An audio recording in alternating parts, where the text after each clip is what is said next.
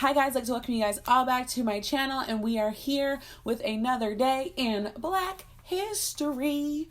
And I want to shout out another Black business, and this business is one that deserves so much more accolades than she has. She's such a nice being. Her name is Cassie, and she owns Nubian Raw Chick. On top of her fantastic stationery stickers, she also does prints. And as I'm buying a new house, I have been collecting prints from her. So like this one, which is beautiful. The Reading Nook one, which I can't wait to put in my bedroom. But this one is going on my art wall, or is on my art wall. And this is like one of my favorite ones she's ever done. I don't think you get to understand the gloriness that is this photo. It's Queen of My Universe. It is absolutely freaking stunning, and I'm sorry that the camera is reacting. Okay, we're back. So yeah, I highly recommend her. She's beautiful. She's got fantastic customer service.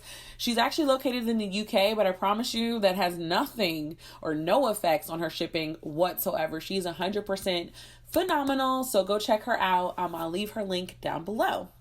So today's video is actually talking about the 5 books that I want to read that are nonfiction specific. So if you guys remember, I've been pushing for more nonfiction in my life.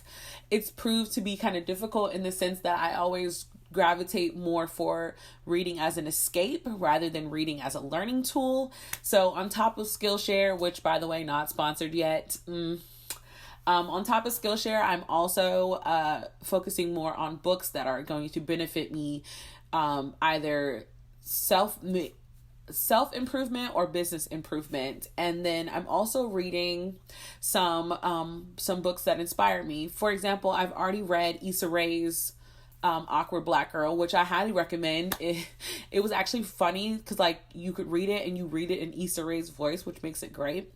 And another one I read that I truly loved was Born a Crime by Trevor Noah. Again, highly recommend it. Even if you just read it, you hear it in Trevor Noah's voice. It's fantastic. So I just decided that I was going to share with you some of the 5 that are on my list that I want to read. My list is actually longer than that, but these are the first 5 on there. So let's get started. So the first one is the one that I actually plan on reading this month. It is Atomic Habits by James Clear. This is a book that if you look at different entrepreneurs lists, or if you look at reading lists from famous people or successful people, like James, this book is on everyone's list. Excuse me. So I decided I want to read it. Also, it's what I'm hoping to gain from it is just a better understanding of the way that the brain works in terms of habits, and like different things that I can implement into my life to make my habits more efficient, I guess is the best way to put it. So hopefully that works. The next one that I want to read is The Success Principles by Jack Canfield. If I'm not mistaken, Jack Canfield is a co-author of Chicken Noodle Soup, For the Soul and all those ones. So I've already enjoyed his writing style. I've read a couple of those when I was younger, not truly understanding that they were considered self-help. I just liked reading them.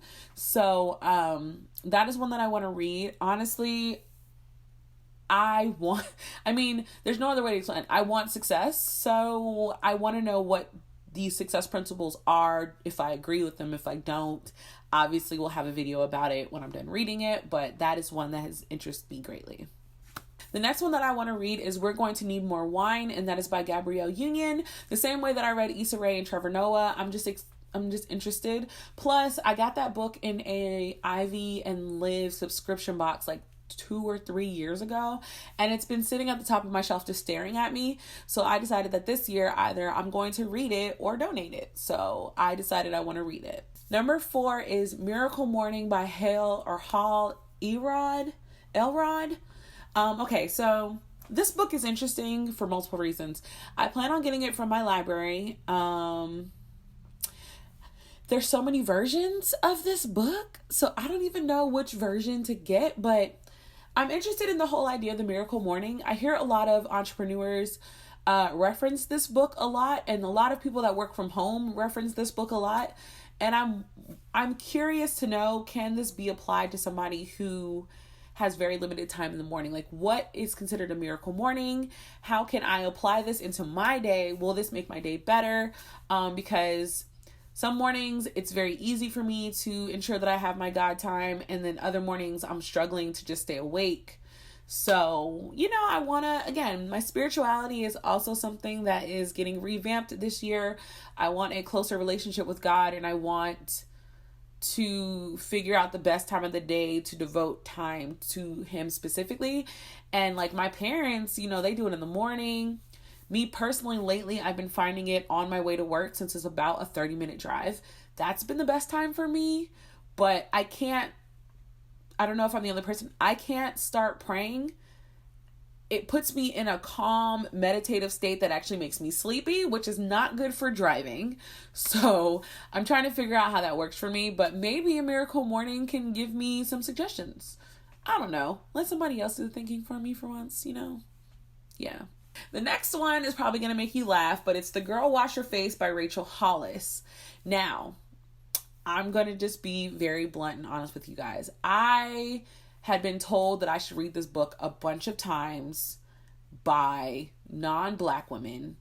And for some reason, every time I saw this title, it made me think that she was saying, "Girl, wash your face," which drives me nuts, because when I was in college, I had a suite mate which means I shared a bathroom with her.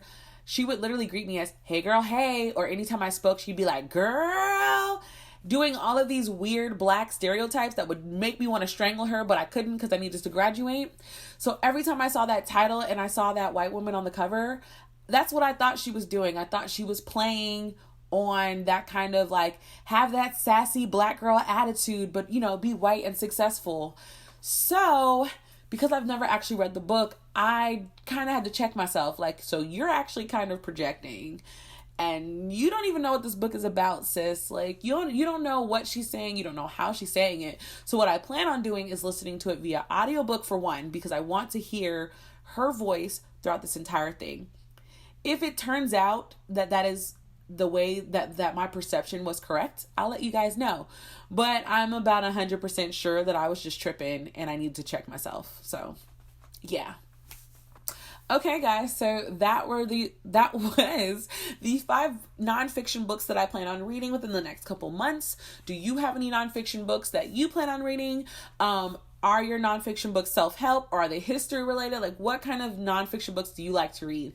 Because I do want to increase that list. My list, as everybody knows, is heavily fantasy related, and I have no shame in that. So again, thank you guys so much for watching. If you've come back again and haven't subscribed, please hit that subscribe button down below. Hit the notifications so that you can always be notified when I have another video up ready for you guys. Again, thank you so much for watching.